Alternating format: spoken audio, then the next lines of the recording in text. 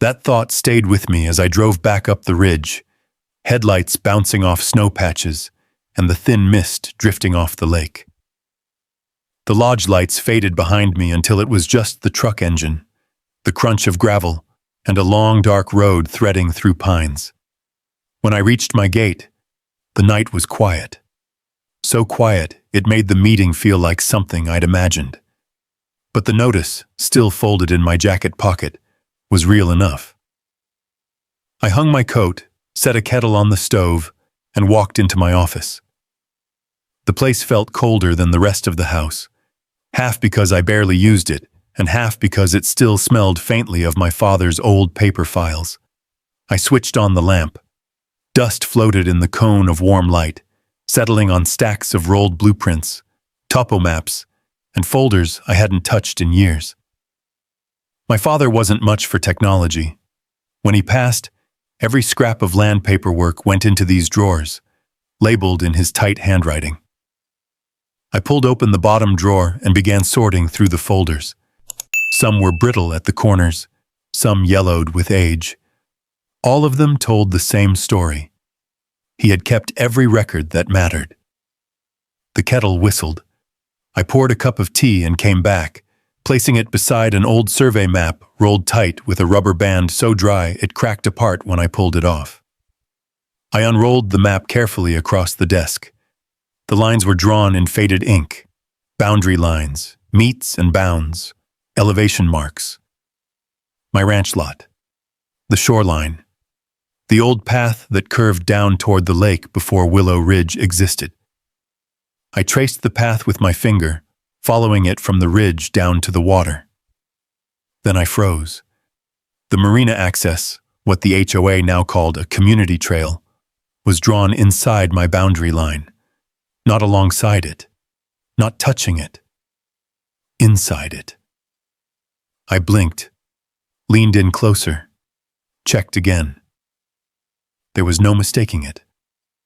The strip of land that led from the subdivision down to the community marina sat on my father's parcel, marked in clean black ink by the original surveyor. A faint memory surfaced.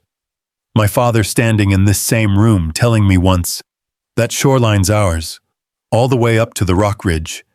They tried to carve it different in the 80s, but the county stuck with the first survey." I hadn't thought about it since. I'd had no reason to. But the HOA clearly didn't know, or didn't care. I reached for the deed packet and thumbed through the pages until I found the legal description. Long strings of bearings and distances. I cross-referenced them with the map. Everything lined up exactly. This wasn't some fluke of old drafting. It was the true boundary. I sat back in my chair, breath slowly leaving my lungs. If that strip was mine, then every person walking down to the marina was crossing my property. Every HOA event, every boat delivered, every contractor they hired, they'd all been trespassing for years without knowing it. Or maybe someone did know, someone like Preston. The tea had gone cold. I didn't notice until I took a sip. I set the cup aside and reached for my phone. My hands were steady, but there was a tightness in my chest. Something like adrenaline. Something like the moment right before a floodgate groans open. I scrolled to the name, Sarah Coleman, a friend of mine from years back, a sharp lawyer who specialized in water rights and land disputes. She picked up on the second ring. "Jake, you okay? It's late." "Sorry for the hour," I said. "I need your eyes on something." A pause. "Tell me." "I'm looking at the original survey from when my dad bought the ranch. The marina access, what the HOA uses now. It's drawn on our parcel. No easement. No carve-out. Nothing." "On yours?" she repeated, voice lifting. "You're sure?" "Yes." "Send me a picture." I snapped several photos and texted them. For 2 minutes, all I heard was the hum of the house and the faint tapping from the dock outside, windrunner rocking gently against the pilings. Then Sarah breathed out, "Jake, that access isn't theirs. It's yours. Something settled in me, like a weight I'd been carrying without knowing it finally clicking into place. They've been threatening me with fines. I assured. Lien. Removal. All over a boat that's been here since before half those houses existed, and all while using a piece of my land to reach their marina. If that survey holds, she said, the HOA has a major problem. You're not the one in violation. They are. I rubbed my forehead. Why would they risk it? Another pause, longer this time. Jake, Willow Ridge has been spending a lot of money on marina improvements the past year. More than usual. Tens of thousands from what I heard. If someone's trying to prep the land for redevelopment, it would explain a lot. Redevelopment, I repeated. Like what? I can't say yet, but this feels bigger than a boat rule. I stared at the map. My father's boundary lines were clear, clean, uncomplicated, unlike whatever the HOA was doing. Jake, Sarah added, don't confront them yet. Don't tip anything off. Just get an updated survey, quietly. If the new measurements match the old ones, you'll have leverage, a lot of it. I nodded even though she couldn't see me. I'll call a surveyor first thing. Good. And Jake? Yeah? Be careful. People don't usually bend the rules this far unless they think there's a lot of money on the other side. We hung up, and I sat alone with the survey spread across the desk, running my thumb along the edge of the land that had been ignored, maybe intentionally, for decades. Outside, the night air thickened with fog rolling off the lake. I walked onto the porch and listened to the water.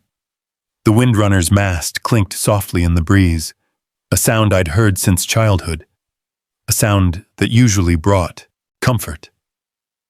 Tonight, it sounded like a warning. Somewhere down the shore, a distant engine rumbled, low, steady, heading toward the marina. A boat arriving late, or someone checking on something under cover of darkness. Either way, it made the hairs on my arms stand up. Because if the HOA had built their prized marina on land they didn't own, then I wasn't the one standing in their way. They were standing in mine. That thought carried me through a restless night and into a gray morning where the clouds hung low enough to brush the tops of the pines. The lake was quiet, too quiet for spring, its surface still as poured glass. Even the gulls that usually circled overhead kept their distance, as if they sensed something was shifting beneath the surface of this place. I spent the early hours pacing between the porch and the office, waiting for the clock to crawl toward 8 so I could make the call. When I finally dialed, the receptionist at Hanson County Survey and Mapping sounded surprised to hear from anyone this far out on the ridge. But when I mentioned the name Eleanor Hanson, her tone changed. She can be there by 10. She's thorough. She's exactly who I need. When 10 o'clock approached, I heard the crunch of tires on gravel long before I saw the white county truck. It emerged from between the aspens like some sort of slow-moving beast, big, heavy, with the county seal half faded on the door. The woman who stepped out was exactly how I remembered her from years back. Tall, wiry, silver braid tucked under a ball cap, face weathered like old riverstone, sharp eyes that missed nothing. "Jake Remy," she said, extending a hand. "Heard you've got a boundary question."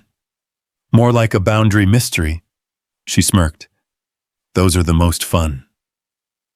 I led her down the slope toward the forested strip that curved toward the marina access. Dew clung to the tall grass, glittering under the thin sunlight. Eleanor walked ahead with the confidence of someone who'd spent her entire life reading land like scripture. We stopped at the first old survey marker. My father had driven that rebar spike in decades ago. Eleanor crouched and brushed away dirt with gloved fingers, humming low. "Still solid," she said. "Hasn't moved an inch."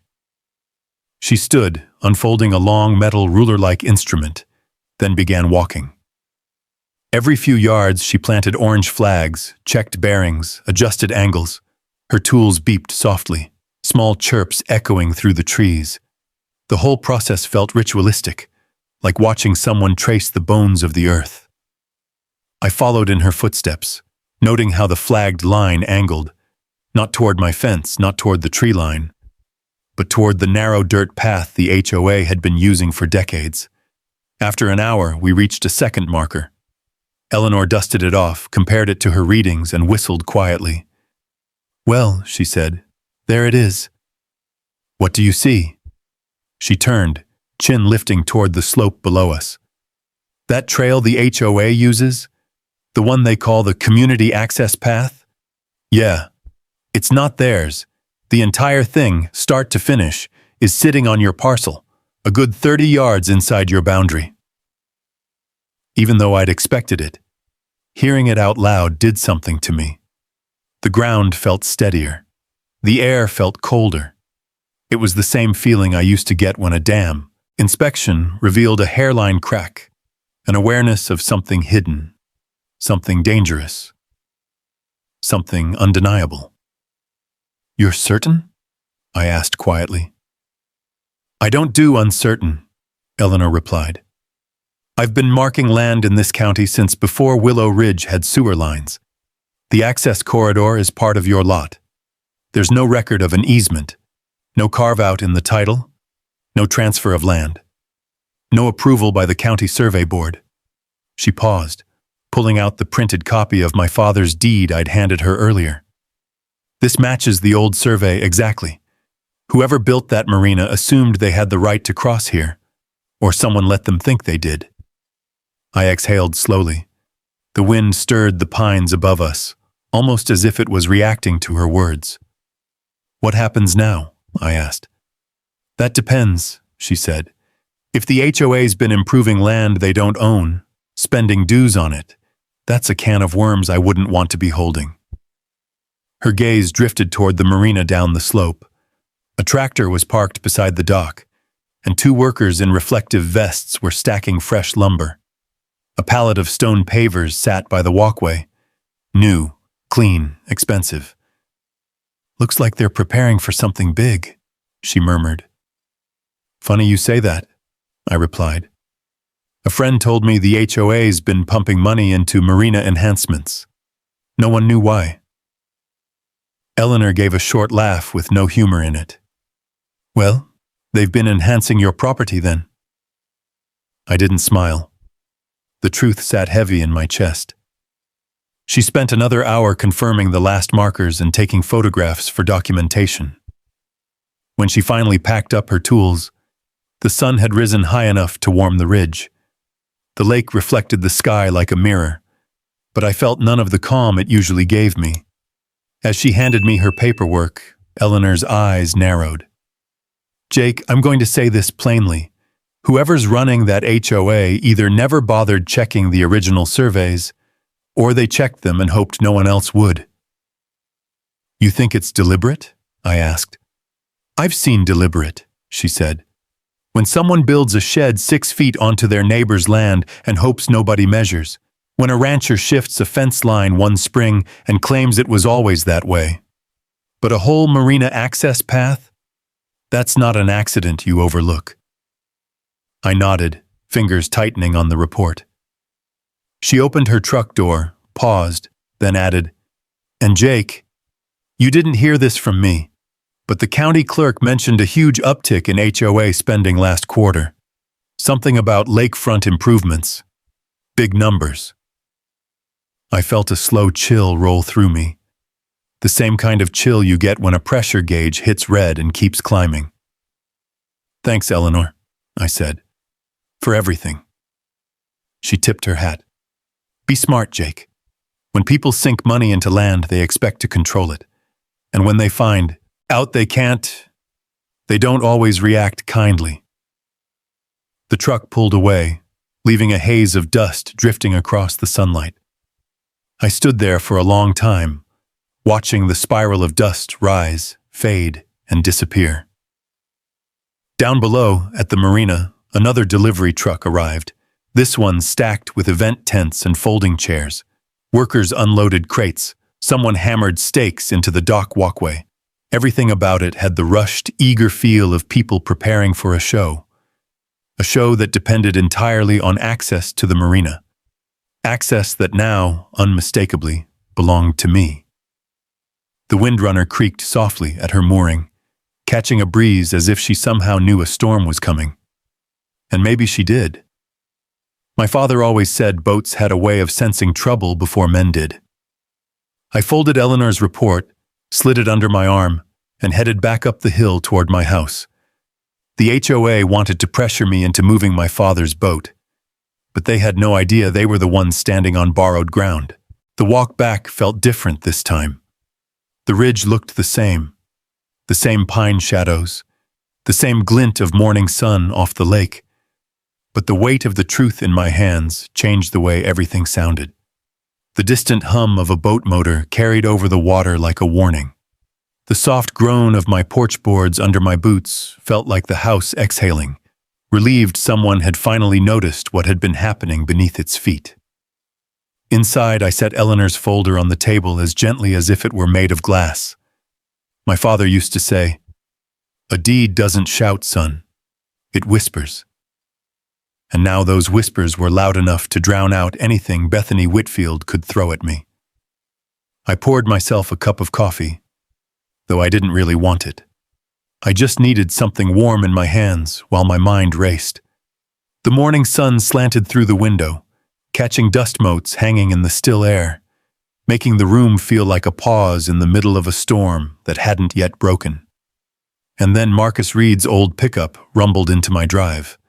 I watched him climb out, broad-shouldered, sunburned from years of carpentry work, ball cap pulled low enough you couldn't see his eyes unless he wanted you to.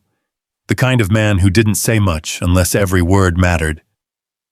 He walked up my porch steps like someone carrying news that didn't sit right with him. "You're up early," I said. He nodded once. "So are you." We stood there a moment before he jerked his chin toward the lake below. "You see what they're doing down at the marina?" "I saw deliveries," I said. "Looks like they're gearing up for something." "That's just it," Marcus said, stepping closer. "They're not gearing up. They're rushing." I frowned. "Rushing what?"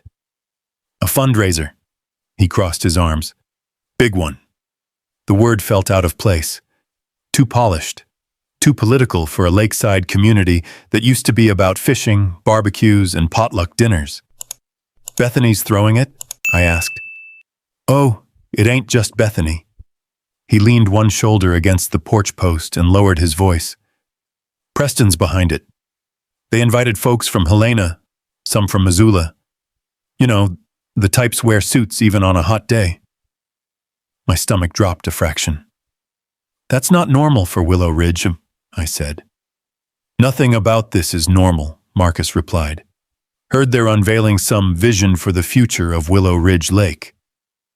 There it was. Another piece of the puzzle sliding into place. I felt that familiar surge of pressure behind my ribs. The same kind I used to feel when a dam contractor's request didn't match the engineering specs. "So they needed my land for access," I murmured. "Because no one's paying big money to see a fancy marina you can't reach." Marcus gave a long exhale. "Jake, they've already set up catering tents. There's an ice truck sitting out there, generators humming. This isn't just a small get-together." I stared down at the lake. From here, the marina looked peaceful, a bright walkway, neatly painted dock rails, white boats bobbing gently.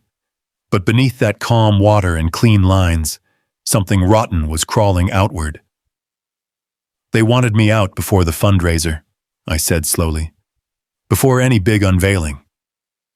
"That HOA notice," Marcus said. "Just a way to get you off balance." I looked back at him. "How'd you hear all this?" He hesitated, eyes dropping for the first time. "Doug at the hardware store told me. Said Bethany ordered a bunch of landscaping supplies on the HOA account. Big ones, expensive. When he asked why, she just told him it was for a special event." The tightness in my chest grew. And she bought those supplies using everyone's dues? Sure looks that way, Marcus said. And if Preston's involved, well, I'd bet more's going on than the board knows. A silence settled between us, thick, charged. You talked to anyone else about this? I asked. Just you, he said. Figured you should know what you're up against. I nodded, the weight of his words sinking in slowly. I appreciate it. And Jake?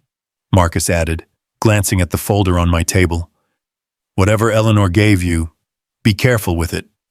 Folks like Preston don't take kindly to surprises. He tipped his hat and walked back toward his truck. As he pulled away, the engine rumbling down the gravel road, I felt the ridge shift again. Subtle, but real. Like the ground underneath all of us was starting to tilt. I stepped inside, pulled out the survey papers, and spread them across the table again. The angled lines and measurements were clearer now, sharper. And in the middle of it all, that narrow strip of land cutting straight through the heart of the HOA's plans. I sat for a long moment, staring at those lines until my jaw tightened. If they were planning a future for Willow Ridge Lake, then I had every right to decide whether they reached that future. The lake wind picked up suddenly, rattling the windows. It almost sounded like a warning, or a countdown. Because whatever they were planning down at the Marina, it depended on access they didn't own. And the moment that access disappeared, their entire plan would collapse like a dock with rotted beams. I closed the folder, set it aside, and looked out the window toward the water one more time. Tomorrow, the lake would wake up to a noise it hadn't heard in decades, the sound of posts being driven into the ground, and a fence rising across land that finally, legally, unmistakably, belonged to me. Long before sunrise, I stood at the edge of that narrow strip of earth with a thermos of coffee warming my hands. The lake was still dark, a smooth pane of glass catching only the faintest reflection of the stars above. In the cold blue before dawn, the world felt honest, quiet, steady, willing to show its true shape if you were patient enough to wait for the light. I'd hired a crew from the next county over, just as Michael Fitzgerald had suggested. Far enough that they didn't answer to anyone in Willow Ridge. Far enough that no HOA board member would call in a favor to sway them. When their trucks turned onto my gravel road a little after 5, their headlights swept across the grass like search beams. The foreman, a broad-shouldered man named Rick, stepped out and gave me a nod that meant business, but not trouble. I liked him instantly. "You Remy?" he asked. "That's me." He glanced at the clipboard he carried. "We're putting in the line exactly where your surveyor marked it." "Exactly," I said. "Every inch." Rick nodded again, then looked toward the marina. "You expecting pushback?" I took a long sip of coffee. "Oh," I said quietly. "I'd bet my last dollar on it." He didn't need more explanation. His crew unloaded cedar posts and rolled out coils of steel mesh that glinted faintly in the dawn. Their boots thudded across the ground, shaking dew from the grass. The first hammer blow cracked through the quiet like a starting gun. The lake stirred. Lights flicked on in distant kitchen windows. A dog barked somewhere up the ridge. And from across the cove, a white sedan's headlights blinked awake, tracing fast down the road toward my gate. Bethany. I didn't even need to see the grille of her Mercedes to know the shape of her presence. Sharp, quick, overflowing with indignation she thought was authority. Her car skidded to a stop half on my drive, half on the shoulder. She stepped out wearing a beige blazer and a pearl necklace that didn't fit the hour or the terrain. Her hair was done, her makeup perfect, as if she'd already planned to play the role of wronged queen in whatever scene she expected to unfold next. "What on earth do you think you are doing?" she shouted before her heels even hit the dirt. I stayed where I was, hands in my pockets, watching the fence line take shape. Post after post, steady rhythm, like a heartbeat. "Morning, Bethany," I said. She jabbed a finger toward the workers. "You can't build a fence here." "I can," I replied, "and I am. This is community access to the marina."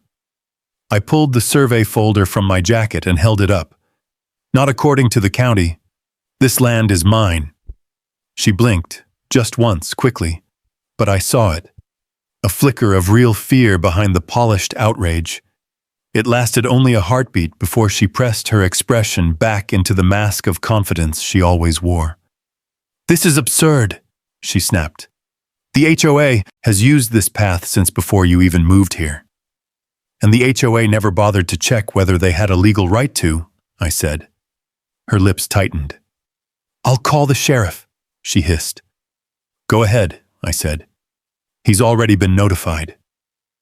And right on cue, the slow rumble of an engine joined the conversation from behind us. Sheriff McKay's cruiser pulled up, calm as sunrise. He stepped out, hat low, jacket zipped tight against the morning chill. "Everything all right here?" he asked. Bethany marched toward him. "Sheriff, he's blocking off community property." McKay looked at me. "Jake?" I handed him the survey report, the deed, and Eleanor's signed confirmation. He took his time reading it, the way a good lawman does, slow, methodical, with no interest in performing for an audience. When he finished, he closed the folder lightly. "It's private property," he said. Bethany recoiled. "That's impossible." "County records back it up," McKay said, his voice calm but immovable as bedrock.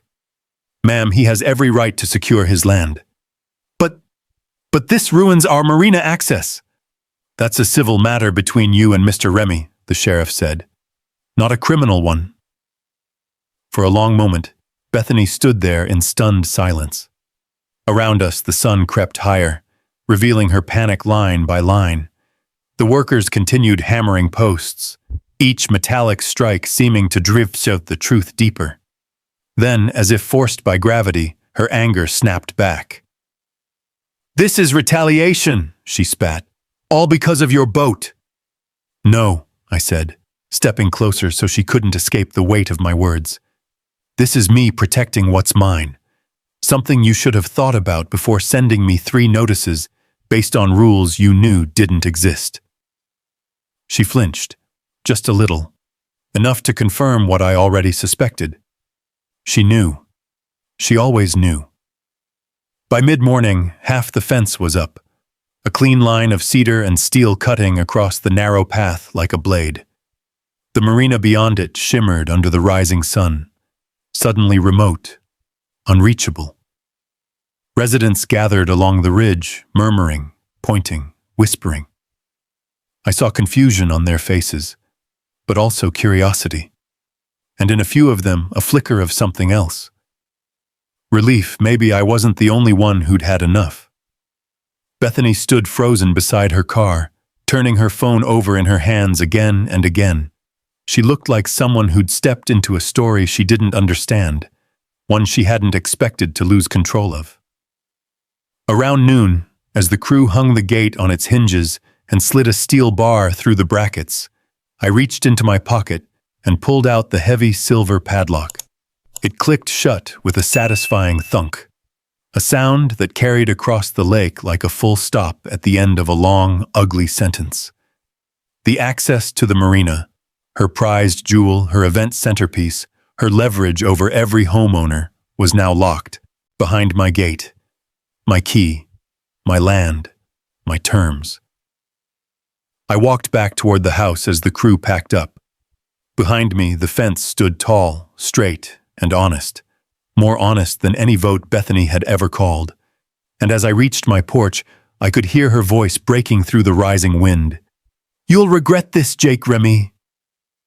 But even from a distance, I could tell her words weren't a threat. They were fear. Because tomorrow night, she was planning the biggest fundraiser of her career. And tonight, she was going to learn she no longer controlled the only road that led to it. The sun had dipped low behind the ridge by the time I heard the first set of tires crunch along my gravel driveway. The sky was painted in those wide Montana shades, burnt orange at the horizon, bruised purple above it, fading into cool blue. The lake didn't move. It held the sunset like a secret. I stayed on the porch, arms crossed, waiting. The second car came faster, high beams cutting through the dust, engine whining with someone in a hurry. Then a third, a fourth. By the time the fifth vehicle, a black SUV with tinted windows, pulled up behind the others, I knew exactly how desperate they must have been. Bethany stepped out first. Her blazer was replaced by a soft beige sweater now, sleeves rolled just so, trying to look softer, friendlier, more reasonable. But her eyes gave her away. They darted between the cars, the hill, the lake, like she was trying to calculate an escape route. Behind her came Preston Hale, adjusting his collar like someone accustomed to air-conditioned offices, not mountain air thick with pine and dust. Two board members followed. Dorothy Harrison, clutching her notebook as if it were a shield, and Richard Moore, the treasurer, whose handshake had always been too firm, like a man trying hard to appear relevant. But the last one out of the SUV surprised me. A state representative. I recognized him from local campaign pamphlets. Tall, calm, silver hair that looked like it hadn't moved since the 1980s. I couldn't imagine why he'd chosen to be pulled into whatever mess the HOA had created. Then again, politicians were like moths, attracted to light, burned by it just as easily. "Mr. Remy," he said with a polite nod. "I'm Representative Wilkes." I nodded back. "Evening." Bethany stepped forward, forced smile tight. "Jake, we all thought it might be best if we talked privately." "Funny," I said, opening my door. "So did I." I didn't offer drinks. I didn't offer chairs. Still, they filed into my living room like people entering unfamiliar territory, eyes scanning the wooden beams overhead, the old framed maps on the walls, the lake view framed by picture windows glowing with the last of sunset. The windrunner sat docked far below us, its mast like a thin silhouette against the fading light. A reminder of why this all started. I placed the survey documents on the coffee table, neatly arranged, corner to corner, next to the 3 violation notices they'd left on my gate. Nobody spoke at first. Finally, Preston cleared his throat.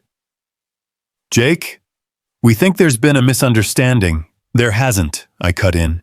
"You built an access point on land that isn't yours, and you've been using it for years." Bethany stiffened. "We've used it as a community for decades, without permission, without a recorded easement." I pointed at the folder. "And without ever checking who it belonged to." Representative Wilkes glanced at the papers. "If Mr. Remy's documents are correct, this is a property rights matter. The law is clear on that." Preston shifted. "Look, we just need temporary access for the fundraiser. After that, we can sit down and—" Dorothy's voice cracked through the room before he could finish. "Jake's right." Every head turned toward her. She clutched her notebook tighter. There were never any boat aesthetic rules. I checked our bylaws 3 times, and the board didn't approve the Marina budget increases. Bethany just moved the numbers." Bethany inhaled sharply, like someone had struck her physically. Dorothy swallowed. "I didn't know everything at the time, but after the fence went up, I started connecting things, and I think Jake deserves to know." Representative Wilkes rested his hands on the table, leaning closer. "Is this true?" Bethany didn't answer. Preston stepped in instead. "Look, mistakes were made. That's what you call sending me threats disguised as notices?" I said quietly. The room fell still. "You wanted me out," I continued. "The boat notice wasn't about the boat. You wanted the shoreline. You wanted the access. That's why you targeted me." Preston's jaw tightened. A muscle in his cheek twitched. "Jake," he said, voice low, "none of this matters right now. What matters is getting access to the marina for tomorrow's event. We have donors coming, investors, elected officials.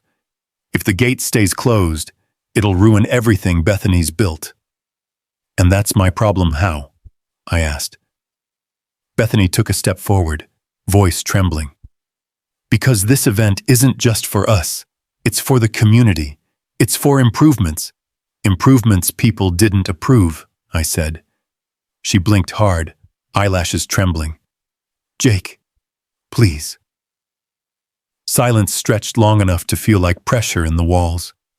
Then I sat down in the chair beside the table, clasped my hands, and spoke the only words that mattered. I'll give temporary access, I said. Relief washed across the room, so sudden it was almost comical. But, I added, only under certain conditions. Every head snapped back toward me. First, I said, sliding a paper across the table, you formally acknowledge, here, in writing, that the access corridor is my property and always has been. Representative Wilkes nodded slowly. Reasonable. Second, I continued, all notices sent to me regarding the Windrunner are rescinded, permanently, in writing. Bethany opened her mouth, but no sound came out. Third, I said, turning to Dorothy, moving forward, HOA decisions about the marina require full homeowner transparency, minutes, budgets, votes, no more backroom deals. Dorothy nodded, a mixture of fear and gratitude crossing her face. And lastly, I said, leaning back in my chair, you don't get access tonight. You get it tomorrow, half an hour before the event, not 1 minute earlier. The tension in the room cracked like ice underfoot. Preston stared at me as though he couldn't decide whether to argue or collapse. Representative Wilkes exhaled. Given the circumstances, that seems fair. Within 20 minutes, signatures filled the page. Dates, initials, legal acknowledgement of every term I'd listed. The first real leverage I'd ever held over the HOA, signed by their own hands. As they stood to leave, Bethany paused in the doorway, eyes lowered, voice barely audible. You blindsided us, she whispered. I met her gaze. No, you blindsided yourselves. She turned away, shoulders shaking slightly as she walked toward her car. Preston lingered a second longer. This isn't over, Jake. You're right, I said quietly. It's not. Their cars backed down my drive one by one, engines fading into the night. I closed the door behind them and let the silence settle. My phone buzzed.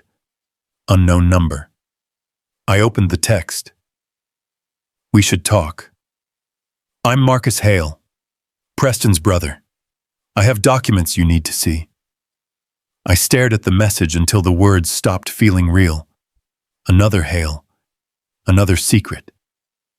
And maybe another crack in the foundation of whatever Preston and Bethany had been planning. The house felt too quiet all of a sudden. The kind of quiet that pulls at the edges of your nerves. Outside, the lake had gone still, turning black under the first scatter of stars. I could hear the distant hum of generators down by the marina, the HOA still scrambling to get everything perfect for the fundraiser they no longer controlled. I grabbed my jacket and stepped outside. The night air had that sharp Montana bite to it, pine-scented and honest. I didn't know Marcus Hale. Didn't know if he was part of the same scheme or something else entirely. But the tone of that message didn't sound like a threat. It sounded like a confession.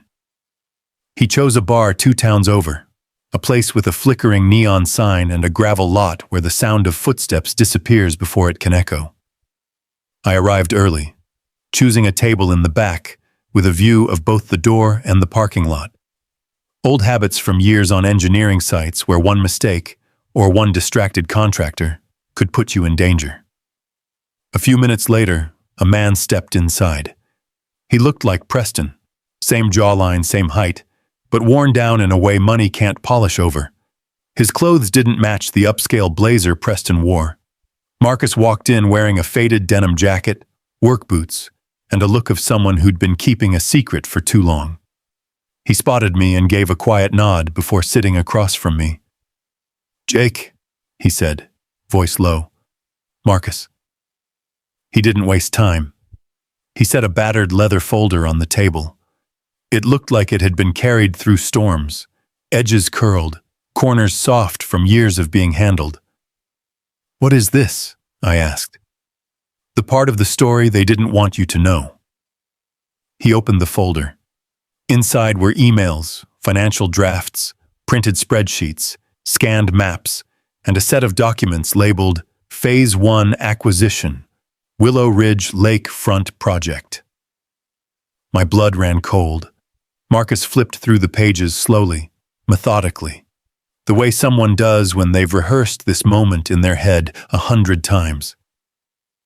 Preston's been buying properties around the lake through a shell company he set up, Hale Development Group, using HOA pressure to force out the rest. He tapped the documents. He needed your land for access. Without that strip, the resort idea collapses. I felt a heaviness sink into my chest. So the notices, the boat, everything, all part of it, Marcus said quietly. Your land is the linchpin.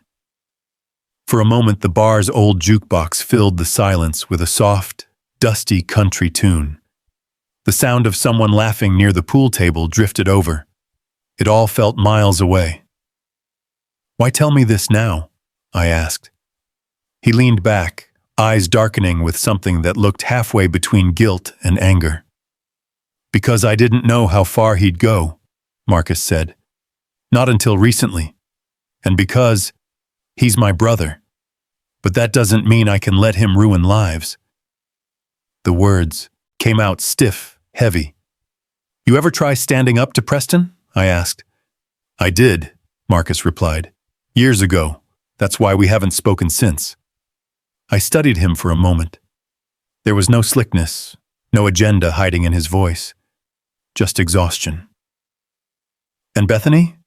I asked. "She thinks this resort plan is her ticket to statewide office someday. Prestige, influence." He shook his head. "But she doesn't know half of what Preston's doing behind her back. She doesn't know he's been siphoning HOA funds into the project." Something inside me hardened. So the board, the homeowners, they were all pawns. Marcus shrugged sadly. "That's what you are to people like them until someone pushes back."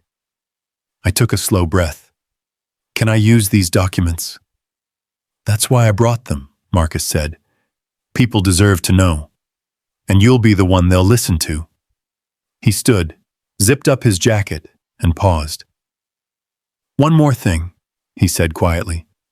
"Watch your back tomorrow. Preston's smartest when he's cornered."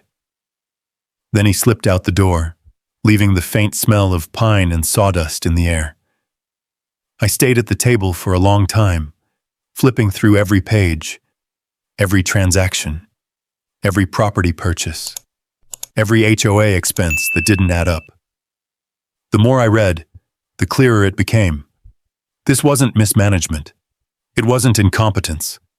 It was deliberate, calculated, and criminal. By the time I drove home, the moon hung low over the lake, lighting the fence line like a silver blade cutting through the darkness. The marina lights glowed beyond it, bright and unreachable, like a stage lit for a performance that had already been ruined before the curtain rose. Inside my house, I laid the new documents beside Eleanor's survey, Dorothy's notes, and the signed agreement from the HOA. Piece by piece, the picture sharpened. I wasn't just dealing with a power-hungry HOA president. I was dealing with a land grab, a premeditated scheme. And tomorrow, the entire community was going to learn how close they'd come to losing everything.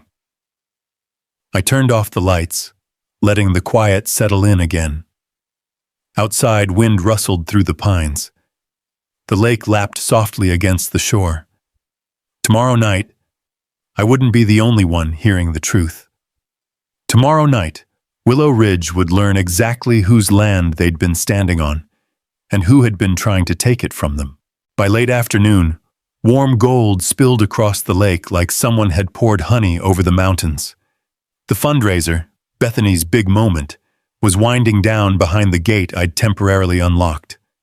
Polite laughter, clinking glasses, and soft classical music drifted faintly across the water, as if the wind itself didn't quite believe the celebration was real.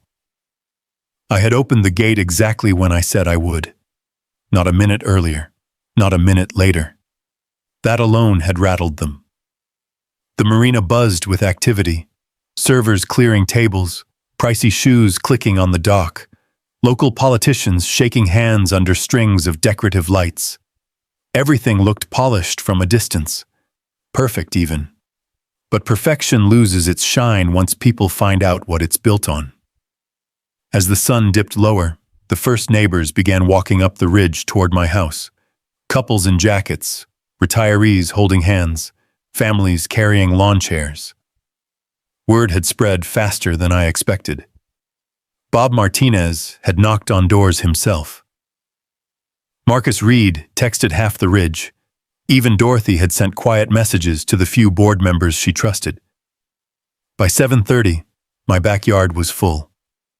Lanterns I'd hung between two pine trees flickered softly, casting warm circles of light over faces etched with curiosity, confusion, and something else. Hurt. These were good people. Hard-working, quiet, steady folks who paid their dues, watered their lawns, waved hello at the mailbox, and they'd been lied to, manipulated, used. The betrayal on their faces was the kind you couldn't fake. I stood near the fence line overlooking the lake. Below us, the marina glowed with leftover party lights, still unaware their night was about to end with a different kind of show. I cleared my throat. Thank you all for coming. Conversations quieted. A few lanterns swayed in the breeze. I know it's unusual to call a meeting like this, I said, but after the last few weeks, after the notices, the meeting, the fence, I've learned things you all deserve to know. I stepped forward, placing Eleanor's survey and Marcus Hale's documents on the portable table I'd set up. Dorothy stood beside me, notebook clutched to her chest. Sarah Coleman leaned against a cedar post, arms crossed, ready to step in when needed. Let's start with the boat notice, I said. You all know the HOA ordered me to remove the windrunner, claiming it violated aesthetic rules. A few neighbors murmured, some confused, some sympathetic. What you don't know, I continued, is that those rules never existed. Dorothy inhaled sharply, then spoke before fear could choke her voice. He's telling the truth, she said. I'm the HOA secretary. I looked through every bylaw, every amendment, every minute from the last 15 years. There is nothing about boat aesthetics. It was made up. Gasps rippled through the crowd. I nodded. And the notices escalated because they wanted me off balance. They wanted me intimidated. I tapped the survey papers. But when I looked deeper, I found something they didn't expect. I held up the map, angling it toward the lantern light. This strip of land, I traced the narrow corridor leading from the path to the marina, is mine, legally, recorded by the county. No easement, no shared access. The HOA has been trespassing on this land for decades. The reactions were immediate. Shock, disbelief, then anger simmering like a storm gathering strength. I continued. That alone would have been bad enough. But then I learned why they wanted me gone. I opened the worn leather folder Marcus Hale had given me. And this, I said quietly, is the part that's going to hurt. I revealed the resort plans, the acquisition maps, the property transfers, the emails showing HOA pressure campaigns. Everything. Neighbors leaned in, hands covering mouths, eyes widening, faces flushing red. They wanted to turn Willow Ridge into a luxury resort, I said. And to do that, they needed every lakefront property they could get. That's why some of you were harassed. That's why new rules suddenly appeared. That's why violations came out of nowhere. A voice cracked from the crowd. Eleanor Jenkins, who'd lived here since the beginning. I knew something was wrong, she whispered, hands trembling. They fined me for my bird feeders after 15 years. Bob stepped forward. They do this to every community they want to control, he said. I saw it start years ago, but I never had proof. I nodded. Well, now we do. I displayed the financial reports showing inflated Marina maintenance budgets, money Preston siphoned into his development company. Cheers and shouts rose at once. Anger this time, pure and raw. This is fraud, someone shouted. They used our dues to line their pockets.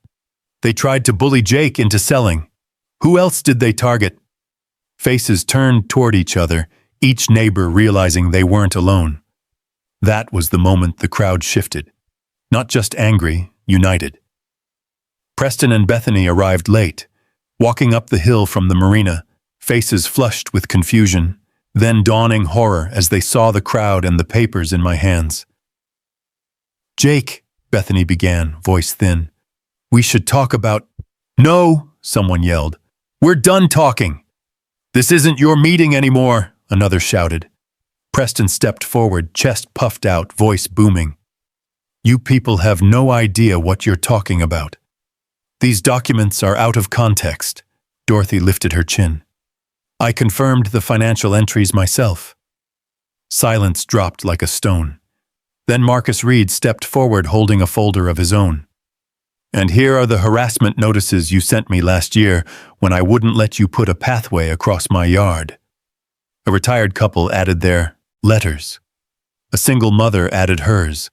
A firefighter added emails he'd received about a non-conforming vehicle, his engine-red pickup parked in his own driveway. Documents passed from hand to hand. Gasps turned into outrage. Outrage into momentum. Bob raised his voice. I move for an immediate vote of no confidence in the current HOA leadership. More than 50 hands shot up. Seconded, someone yelled. It wasn't a discussion. It was a reckoning. Bethany's voice cracked. You can't do this. This meeting isn't official. Gross misconduct allows emergency procedure, Bob said. I know. I wrote that clause 20 years ago. A murmur swelled like a rising tide. When the vote was tallied, the result hit like lightning. 52 in favor, 3 opposed, the entire board removed. Bethany's face drained of color. Preston stiffened, jaw clenched, eyes darting toward the road like he was already planning an escape route. Dorothy turned her notebook to a clean page. We'll need to schedule an audit, she announced. Immediately. And legal review, Sarah added. Those financial transfers won't survive scrutiny. The crowd erupted, equal parts fury and relief. For the first time in weeks, I felt something inside me unclench. They finally saw the truth. They finally stood together. And tomorrow, the real cleanup would begin. The lanterns swayed gently above us, casting long shadows down the hill toward the fence. The same fence that had started all this. The same fence that now stood not as a weapon, but as a reminder. A reminder that one person standing their ground could wake an entire community.